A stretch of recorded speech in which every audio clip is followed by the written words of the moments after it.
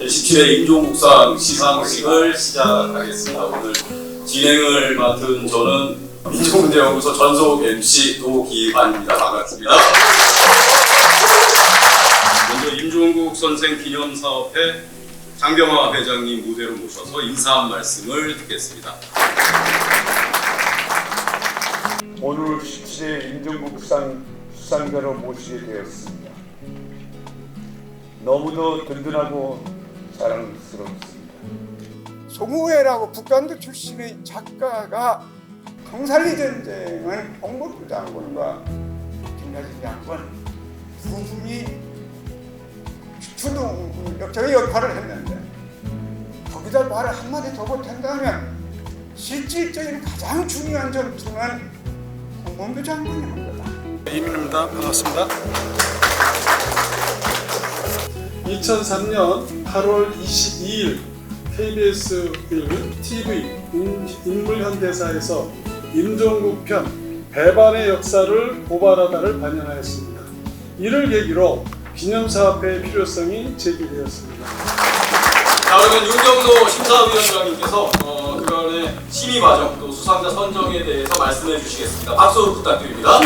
이번 본심에 오른 후보자 모든 업적 활동들이 우열을 가리기가 좀 어려웠지만은 그런 속에서도 최종적으로는 문화 부분의 박연석 작가, 그리고 사회 부분의 일제강제동원 시민연대, 그리고 히구치 유구치 선생 제1번 조선인 난제사전 한일 공동편찬위원회 공동위원장을 맡고 계신 분을 특별상을 수여하기로 했습니다. 자, 그러면 소설 범도의 작가인 우리 방현석 작가에 대한 시상을 먼저 진행하겠습니다. 제17회 임종국상 문화부문 방현석, 수상 저자 소설 범도. 위 사람은 역사와 현실 문제에 관한 밀도 있는 작품들을 지속적으로 발표해 주목을 받아온 중견 작가입니다. 특히 수상 저작인 소설 범도는 오랜 기간 치밀한 취재와 자료 조사를 거쳐 펴낸 노작으로 홍범도 장군과 동지들의 항일 무장투쟁을 새로운 시각으로 설득력 있게 그려냈다는 평가를 받았습니다. 이는 역사 반동이 일상화되고 있는 어두운 현실 속에서 등불을 밝히는 작업이라 할 만합니다. 종군 작가의 자세로 독립전쟁을 추적 복원하여 역사 정의를 확산시키는 데 크게 기여한 고전 정신은 임종국 선생의 삶과 사상을 실천적으로 계승하는 표상이 되었기에 그 공로를 기리고자 이 상을 드립니다. 2023년 11월 10일 임종국 선생 기념사업회 회장 장병화. 큰 박수 부탁드립니다. 상태와 상금 그리고 꽃다발을 여러분 박수 부탁드립니다. 장병화 회장님과 함께 기념 촬영하겠습니다. 임종국 선생님이 가르치고 하려고 했던 일은 단순히 친일 문제만은 아니었다고 생각합니다. 문학이 무엇을 해야 하는지, 모국어를 다루는 작가는 어떤 책무를 가지고 있는지를 저에게 알려주신 분입니다.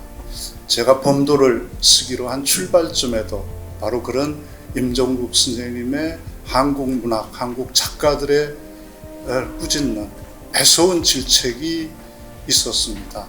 그 자리에서 저는 이 소설이 출발되었음을 새삼스럽게 이 자리에 다시 깨닫게 됩니다. 제가 이 소설을 처음 쓰기로 작정했던 것은 13년 전 만주에서였습니다.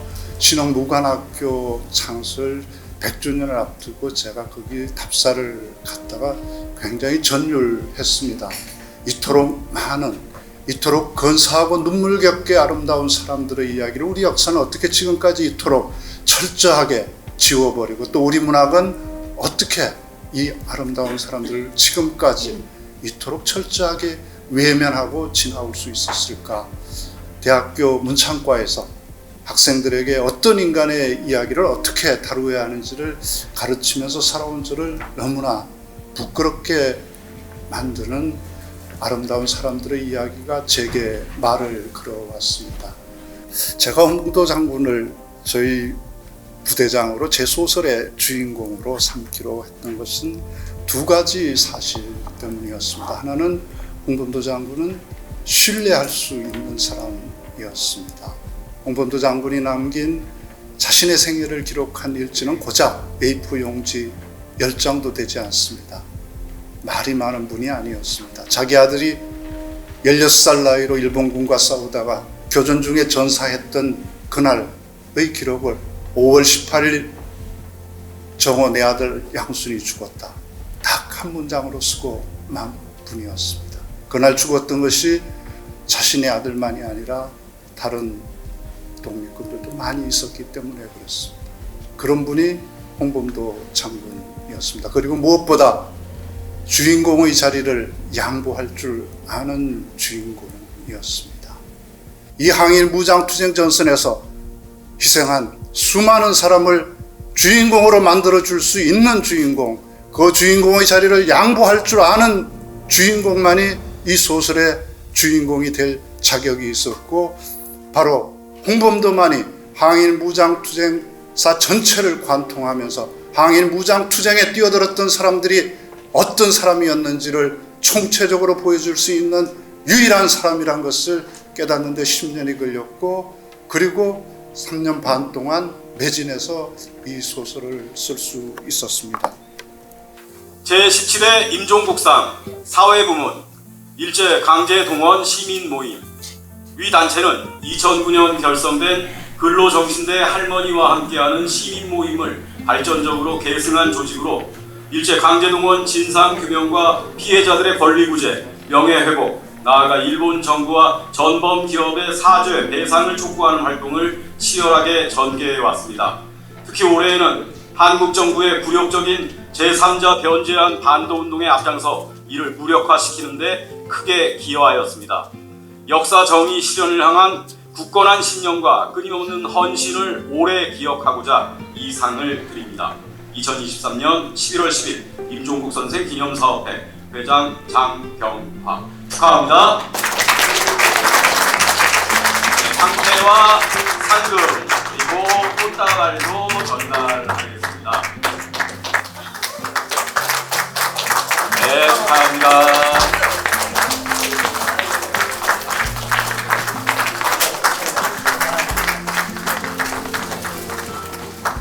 예, 소개받은 일제강제동원 시민모임 이사장을 맡고 있습니다. 이국원입니다.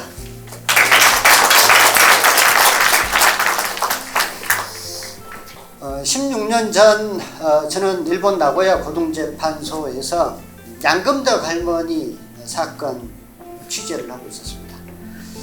1, 2분 만에 판결은 끝났습니다. 판사는 기각 결정을 내리고 도망치듯 법정을 빠져나갔고, 양금덕 할머니, 김성주 할머니 법정 바닥에 주저앉아서 말을 잇지 못했습니다. 이 할머니들이 이 나고야 지방재판소까지 오는 동안 아들, 딸들한테는 일본에 간다라는 말조차도 하지 못하고, 그리고 동네 사람들한테는 서울 도시에 나가 있는 아들, 딸 집에 며칠 다녀온다라고 이렇게 거짓말을 하면서 일본 서럽게 재판을 했던 사실을 과연 우리 국민들이 알고나 있을까? 저는 그게 의문이었습니다. 이 사건 예상대로 2008년 11월 달에 일본 최고재판소에서 결국 끝났습니다. 저한테는 무거운 숙제가 있었습니다. 제가 봤던 이 참담한 현실을 저한테는 혼자 감당하기가 매우 어려웠었습니다. 그래서 제가 지역에 있는 몇 분들한테 이러한 일이 있습니다. 이것을 쉽게 바꿀 수는 없을 것 같고, 이거 한다고 해서 돈이 나오고 명예가 나온 일은 아닐 것 같습니다. 하지만 우리가 알고서야 어떻게 이걸 외면할 수 있겠습니까? 우리가 일본을 쉽게 얘기를 하면서, 일본이 쉽게 손가락질을 하면서 이 소송을 일본의 양시민들의 도움을 받아서 소송을 하고 있으면서 할머니들한테 당당하게 싸우고 일본에서 이기고 오시오 라고 우리가 말할 체면이 됩니까? 라고 호소를 했고, 거기에 한 명, 두 명 그러면 같이 해보자 했던 것이 2009년 근로정신대 할머니와 함께하는 시민 모임 출발이었습니다. 올해 2018년 대법원 판결을 승소로 이끌었던 저희 단체에 대해서 김기현 대표는 보험이 뜯는 족밥과 무엇이 다르냐고 했습니다. 그리고 조선일보를 비롯해서 문화일보, 동아일보 국민 혈세를 강탈하는 이익집단, 그리고 어디 능력 없으니까 시민단체에 기생해서 생계를 연명하는 단체, 그리고 피해자들 아픔을 오히려 돈벌이 수단으로 삼는 이익집단, 온갖 악담을 퍼부었습니다. 그런데 저희 단체가 출발했던 것은 뭘 특별히 바란 것이 아니라 피해자들이 아픔이 있고 또 그것에 같이 짐을 져야 될 그 소임이 있다고 한다면 그 소임을 지겠다라고 해서 출발했기 때문에 그 어떤 탄압이 뭐 두렵거나 뭐 그러지 않습니다. 저희들 해온 대로 그렇게 묵묵히 앞으로 가겠습니다. 제일 처음에 시작했었을 때 미쯔비시 자동차 앞에서 그냥 할머니 손잡고 전시장 앞에서 2등시 했었을 때 남들이 그런 얘기를 했습니다. 이런다고 답이 나오느냐. 정해진 답만 찾아서 해서 세상을 바꾸지를 못하지 않습니까? 답이 보이지 않더라도 그게 우리들이 가야 될 길이라고 하면 시민들과 함께 묵묵히 가겠습니다. 감사합니다. 제17회 임종국상 특별상 히구치 유이치. 위 사람은 일본의 대표적인 일제시기 한국 국사 연구자로서 식민지 지배체제와 전쟁 동원에 관한 독보적인 저작과 논문들을 발표해왔습니다.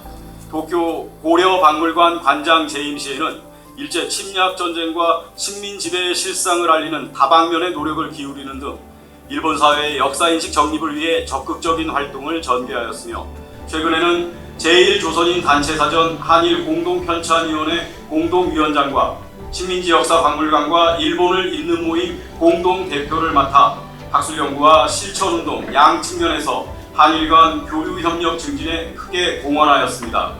일본 사회의 우경화라는 열악한 여건을 무릅쓰고 한일 과거사 정상과 시민사회 연대에 기여한 공로를 기리고 경의를 표하기 위해 이 상을 드립니다. 2023년 11월 10일 임종국 선생 기념사업회 회장 장병화 축하합니다. 네, 역시 상패와 상금 그리고 꽃다발을 드리겠습니다. 네, 축하합니다.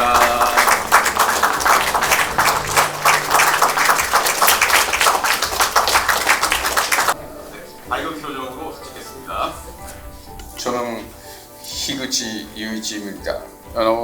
私が一番尊敬をしている在日朝鮮人は韓国社会では知られてませんけれども、金正恩という人がいます。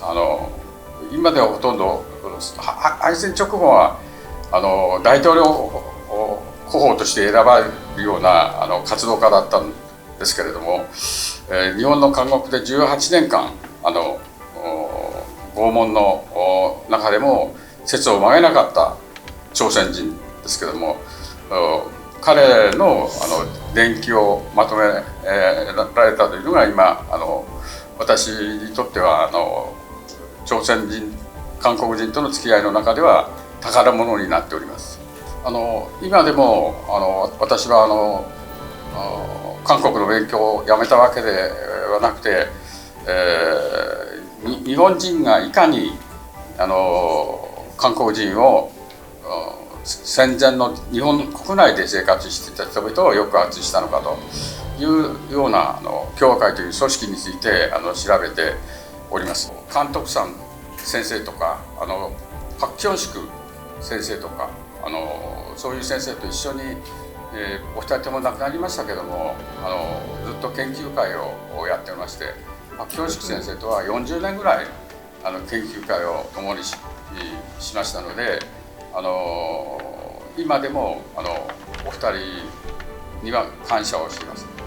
日本社会の中で皆さんは大学教授であると非常に偉いと思うかもしれませんけれども、日本の大学の教員で、朝鮮問題について書いてるのは在日朝鮮人のごく一部の人以外には全く関心がない、と私は考えております。そういうようなことでですね、これからは皆さんと一緒に歩むというふうな方向でですね、日本の研究者が揃ってですね、皆さんと一緒に歩めるように運動をしたいと思いますが、私は皆さんより一番年寄りなんではないかと思います。ですからもうすぐ皆さんとはお別れかもしれませんけれども、いずれにしましてもそれまで一生懸命皆さんと一緒に勉強を続けたいと思います。 황세웅 이사장님께서 감사의 말씀을 하시겠습니다. 큰 박수로 이사장님 모시겠습니다.